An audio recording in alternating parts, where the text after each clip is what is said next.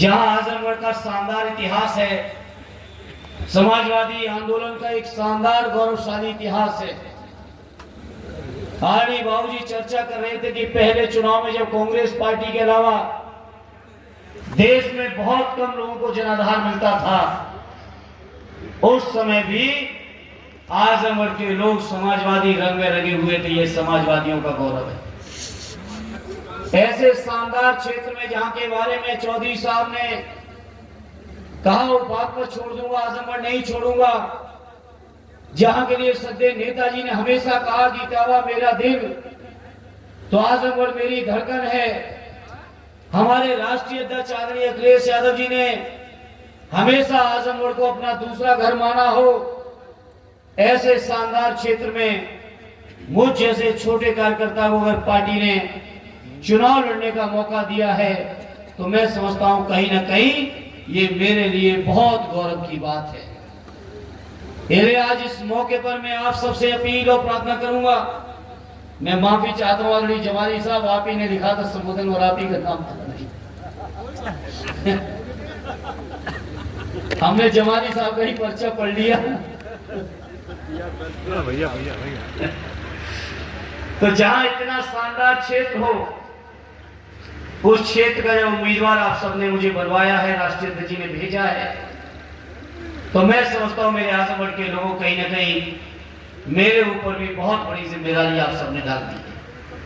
जब जिम्मेदारी आपने डाली है तो मैं इस मौके पर अपने मेहनगर के सभी सम्मानित नेताओं और कार्यकर्ता साथियों को भरोसा दिलाता हूं कि आपकी डाली हुई जिम्मेदारी का अपनी पूरी क्षमता के साथ और बेहतरीन तरीके से मैं उसको जिम्मेदारी को निभाऊंगा। ये मैं अपने सभी कार्यकर्ता साथियों आपको भरोसा और यकीन दिलाता हूं।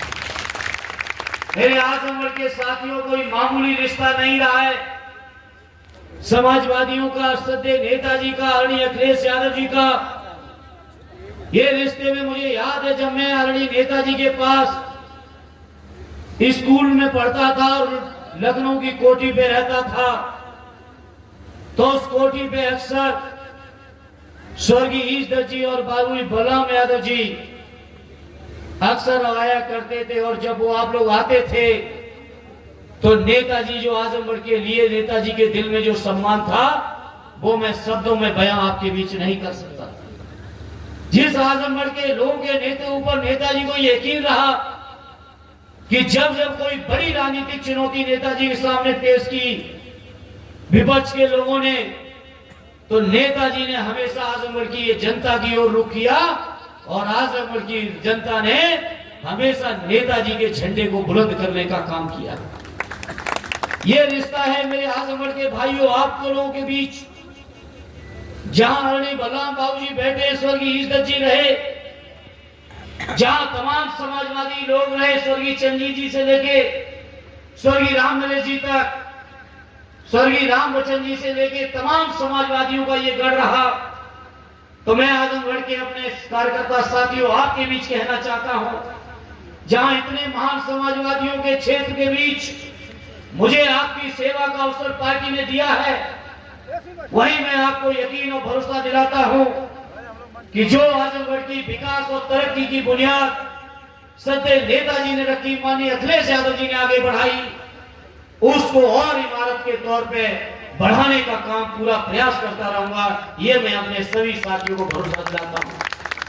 मैं आजमगढ़ के लोगों आपको यह भी यकीन दिलाता हूं कि जो इस क्षेत्र के लोगों की तमन्ना है, मैं जानता हूं राजनीतिक दृष्टिकोण से, राजनीतिक सोच से आजमगढ़ का जो ओहदा है वो बहुत ऊपर का ओहदा है। आजमगढ़ के लोगों ने देश के अंदर सामाजिक क्रांति रही हो, राजनीतिक क्रांति रही हो, समाज के दबे कुचले शोषित पीड़ित हमारे आदिवासी बुनकर किसान नौजवान बेरोजगारों की अगर कभी भी कोई लड़ाई की शुरुआत हुई तो आजमगढ़ के लोगों आपने हमेशा अग्रणी भूमिका अदा की है। जहां आपने इतनी अग्रणी भूमिका अदा की है, वहीं मैं अपने साथियों को भरोसा दिलाता हूं आपने जो मसाल हमें थमाई है उस मसाल को कभी बुझने नहीं दूंगा, उस मसाल को तुरंत जलाने का काम करूंगा। आजमगढ़ के लोगों ये भी यकीन दिलाता हूं, साथ ही आशीर्वाद चर्चा कर रहे थे इलाहाबाद की सड़कों पर, मुझे एहसास है इलाहाबाद विश्वविद्यालय में रहते हुए आजमगढ़ के हमारे हजारों साथियों के बीच हमको बहुत कई बार संघर्ष करने का मौका मिला है साथियों। इसलिए मैं आजमगढ़ के लोगों के बीच मुझे कुछ नया बताने की जरूरत नहीं है। शायद आजमगढ़ की कोई ग्राम सभा ऐसी होगी जिस ग्राम सभा के लोग नौजवान हमारे बीच न पड़े हों, मेरे साथ न पड़े। इसलिए मैं आपसे कहना चाहता हूं, चाहे सड़क का संघर्ष हो, चाहे संसद का संघर्ष होगा, हम समाजवादी जो धारा है उस धारा को अनवरत आगे बढ़ाने में मेरे आजमगढ़ के लोगों कभी कोई कसर नहीं रखूंगा। ये मैं आज आपको कहना चाहता हूं साथियों। आज मैं आपको इस बात के लिए भी आश्वस्त करना चाहता हूं, भरोसा दिलाना चाहता हूं, ये जो हमारे समाजवादियों की लड़ाई है, जिस लड़ाई को पीडीए के एक नया रूप देके, पीडीए का नाम देके, जो सत्य नेताजी की सामाजिक न्याय की जो लड़ाई थी, उस लड़ाई को आदरणीय राष्ट्रीय अध्यक्ष जी ने जो पीडीए के नारे के साथ आगे बढ़ाया है, उस पीडीए की लड़ाई को भी हम लोग कहीं से कमजोर नहीं होने देंगे, ये आपको यकीन दिलाता हूं। आज हम और आप यहाँ खरियानी में, मेहनगर में जहां सम्मेलन कर रहे हैं, वहीं लखनऊ के अंदर आदरणीय राष्ट्रीय अध्यक्ष जी ने पार्टी का घोषणा पत्र भी जारी करके दिखा दिया है। और घोषणा पत्र ऐसा जारी किया है जिस घोषणा पत्र के माध्यम से मेरे किसान, मेरे नौजवान, मेरे व्यापारियों, मेरे बुनकरों, मेरे बेरोजगारों, जितनी भी समस्याएं हैं, सभी समस्याओं का समायोजन समाजवादी पार्टी के अपने घोषणा पत्र में है साथियों। जब मैं मंच पर आया था तो मुझे मिली थी आशा की बहनें, उन्होंने अपनी मानदेय की समस्या का सवाल उठाया था।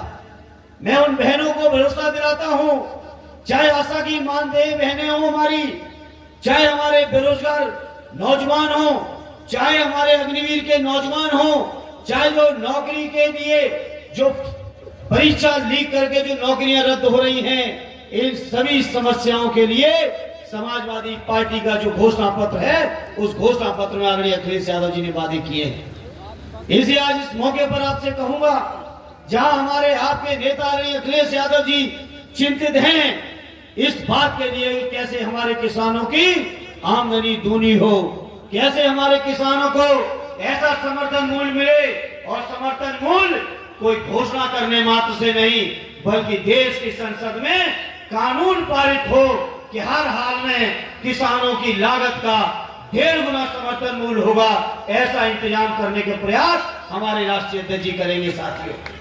राष्ट्रीय अध्यक्ष जी ने वादा किया है, गन्ना किसानों के भुगतान का सवाल हो, या जो हमारे किसान हैं, कर्जदार हैं, उनकी कर्ज माफी का सवाल हो, अग्निवीर के तहत जो योजना है, जिस योजना के माध्यम से हमारे साथी चर्चा कर रहे थे विजयलाल जी कि परिवार में लड़ाई हो गई, पिताजी नौकरी कर रहे हैं, बेटा रिटायर होकर लौट आया है।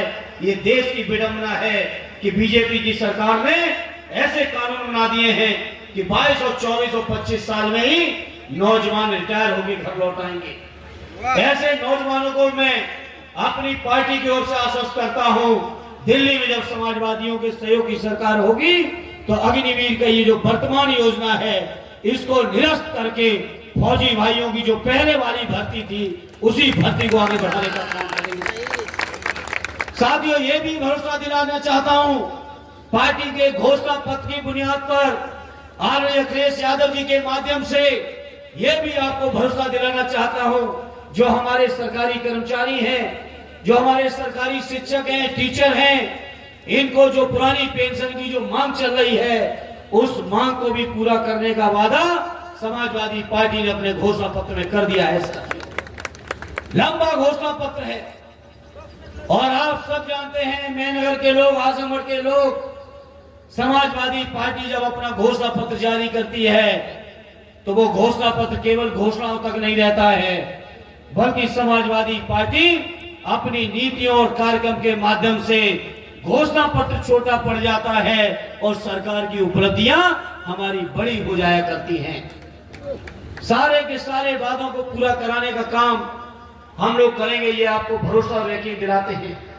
इसी आज इस मौके पर जब हमारे मेहनगर के लोगों आपके बीच मुझे अपनी बात को रखने का मौका मिला, मैं आदरणीय विधायक जी और महेनगर के संगठन के साथियों, मैं आपको विश्वास दिलाता हूं, पिछले चुनाव के परिणाम में लाख हम चुनाव हार गए हों, लेकिन महेनगर के परिणाम से एक उम्मीदवार के तौर पर भी मैं पूरी तरह संतुष्ट था। ये मैं अपने महेनगर के कार्यकर्ता साथियों आपको भरोसा दिलाता हूं। आज जब आदरणीय जमाली साहब आपके साथ है, आज जब देश के दलित नौजवान पीढ़ी से जुड़े लोग देख रहे हैं उम्मीद भरी निगाह से आदरणीय अखिलेश यादव जी की ओर, तब मैं अपने कार्यकर्ता साथियों आपसे अपील करूंगा, आप लोग कहीं संकोच न कर जाना, आप लोग कहीं दिल में ये न बैठाना कि अमुक वोट मुझे नहीं मिला था या नहीं मिल पाएगा इसलिए उसके घर नहीं जाना है, बल्कि मेरा जितना अनुभव है और शायद हमारे सम्मानित सभी नेता भी इस बात से सहमत होंगे कि जो अनुभव है मेरा, उस हिसाब से मैं कह सकता हूं कि अगर हम लोग जिसके भी द्वार पर अपनी झोली फैला देंगे वोट के लिए, तो शायद कोई हमें और आपको निराश नहीं करेगा। लेकिन कार्यकर्ता साथियों जाना पड़ेगा, हम तो उम्मीदवार हैं, 2200 बूथ हैं, कोशिश करेंगे ज्यादा ज्यादा बूथों तक पहुंच पाए, लेकिन आप सब भी जानते हो लगभग 40 दिन का प्रचार और बाकी है। 40 दिन में संभव नहीं हो सकता इतनी जगह जा पाना, कोशिश करेंगे ज्यादा ज्यादा जगह तक जा पाए, लेकिन जहां कहीं ना भी पहुंच पाए वहां मैं अपने कार्यकर्ता साथियों आपसे अपील करूंगा कि हमारा काम धर्मेंद्र बन के आप ही घर घर जाके पूरा कर देना, ये हमारी आपसे अपील है। और आप सब जब चले जाओगे तो मुझे यकीन है इस बार लोग वोट देना चाहते हैं। सरकारी कर्मचारी भी परेशान हैं, नौकर पेशा भी परेशान हैं, बेरोजगार नौजवानों के साथ क्या हो रहा है, करोड़ों नौजवान ओवरएज हो गए हैं, जो पुरानी पेंशन से जुड़े लोग वो परेशान हैं, किसान भाई अलग ही परेशान हैं, बुनकर अलग ही परेशान हैं, संविदा कर्मचारी अलग परेशान हैं। आज बीजेपी की सरकार ने समाज के हर वर्ग के लोगों को परेशान करके रख दिया है। इसलिए मैं आज इस मौके पर कहूंगा, अब समय आ गया है हमारे आपके सामने कार्यकर्ता साथियों, बीजेपी के लोगों के 10 साल का जो हिसाब किताब है, वो हिसाब किताब जरा आपको हमको लेना है बीजेपी के लोगों से जाके, और जनता को भी हिसाब किताब लेना है। काट की हांडी चढ़ जरूर गई, भरोसा कर लिया लोगों ने, 14, 17, 22, 19 भरोसा कर लिया, लेकिन बताओ महेनगर के साथियों कहीं बीजेपी ने कुछ करके दिखा पाया है? नहीं। मोदी जी बड़ी लंबी लंबी बातें करते हैं, आजकल बहुत गारंटी दे रहे हैं। जरा पूछो इन भाजपाइयों से पुरानी गारंटियों का क्या हुआ? जब पुरानी गारंटियों का तुम्हारा कुछ नहीं हुआ तो नई बातों का कोई भरोसा करेगा इनके ऊपर? नहीं। बताओ, नई बातों का कोई भरोसा करेगा इन पे? कहां कहा था 2 करोड़ रोजगार हर साल, 10 साल हो गए 20 करोड़ रोजगार का हिसाब किताब मांग लेना। विधानसभा के चुनाव में भाषण देते घूम रहे थे कि 2022 तक किसानों की आमदनी दूनी, 2022 छोड़ो 24 आ गया, बताओ खरियानी महेनगर के एक भी किसान की आमदनी दूनी हो गई हो बीजेपी के काल में, तो ये हिसाब किताब कौन मांगेगा? कार्यकर्ता साथियों आपको हमको मानना है, और जनता तो हिसाब किताब बना के तैयार बैठी है, बस घर तक जाने की हमें और आपको जरूरत है। और इसीलिए चुनाव अभियान की शुरुआत हम लोगों ने सभी कार्यकर्ता साथियों के बीच कार्यकर्ता सम्मेलन के माध्यम से की है साथियों, और मुझे यकीन है अगर आप सबने मेहनत कर ली तो इस बार जैसा जमाली साहब कह रहे थे, मुझे तो लग रहा है शायद उससे भी ज्यादा वोटों से हमारे महेनगर के लोग जरूर जिताएंगे, जरूर जिता देंगे महेनगर वाले। आजमगढ़ लोकसभा भी जीतेगी, बगल की लालगंज भी जीतेगी, गाजीपुर भी हम लोग जीतेंगे, सटी हुई है मऊ भी जीतेंगे, अंबेडकर नगर में भी पार्टी का शानदार हाल है, और पश्चिम में तो पहले चरण से ही पार्टी और गठबंधन का इतिहास रचते हुए आएंगे। तो आजमगढ़ के लोगों, उधर से जो लहर चलेगी पश्चिम से, यहां तक आते आते छठे चरण तक आपको आंधी में परिवर्तित करनी है, ये हम आपसे प्रार्थना करें। और कोई नई बात नहीं आजमगढ़ वालों के लिए, कर चुके हैं। 19 के चुनाव में दिखा दिया, 22 के चुनाव में दिखाया, 12 के चुनाव में दिखाया, 14 के चुनाव में दिखाया, 17 में भी 5 सीटें आपने जिता दी थी, वो 22 आते आते तो 10 जिता दी। इसलिए मैंने जिस दिन चुनाव का परिणाम आया था, मैंने उस दिन भी कहा था कि हम चुनाव जरूर हारे हैं, हम हिम्मत नहीं हारे हैं। आपको महसूस हो रहा है मेरे मेहनगर के साथियों के हम कहीं हिम्मत हारे हैं क्या? नहीं भैया। इतने बहादुर कार्यकर्ता साथी हो, इतना शानदार नेतृत्व जिसके पास हो, इतना शानदार जिनके पास राष्ट्रीय अध्यक्ष जी हो, श्रद्धेय नेताजी विजयलाल जी कहते हैं भले ही आज हमारे आपके बीच नहीं है, लेकिन एक भी समाजवादी ऐसा नहीं है जिसके दिल में नेताजी की तस्वीर न चमक रही हो, न धड़क रही हो। इसे मैं इस मौके पर आपसे कहूंगा, मेरे बहादुर कार्यकर्ता साथियों, आपकी बुनियाद पर, आपकी दम पर, आपकी मेहनत पर मैं आज बड़ी जिम्मेदारी से ये उम्मीद और भरोसा लगा के आया हूं, पिछला सब हिसाब किताब बराबर करके इस बार बीजेपी को सूद से लौटा देना, यही हमारी आपसे प्रार्थना है, यही निवेदन है। एक बार फिर इतने शानदार आयोजन के लिए आदरणीय विधायक जी को, उनके सभी सम्मानित पदाधिकारी साथियों को हृदय से धन्यवाद और बधाई देते हुए अपनी बात को विराम देता हूं। जय हिंद, जय भारत।